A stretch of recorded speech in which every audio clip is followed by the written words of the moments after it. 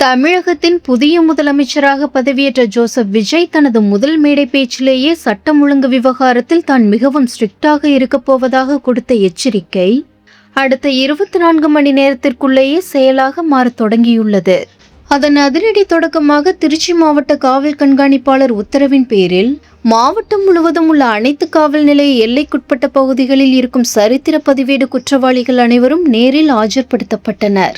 பழைய பகையை மறந்துவிட்டு கிரிமினல் பாதையை விட்டு விலகி உங்கள் நடத்தையை மாற்றிக்கொள்ளுங்கள் என்றும், இல்லை என்றால் காவல்துறையின் நடவடிக்கை மிக கடுமையாக இருக்கும் என்றும் எஸ்பி அவர்களுக்கு கராராக அறிவுரை வழங்கினார்.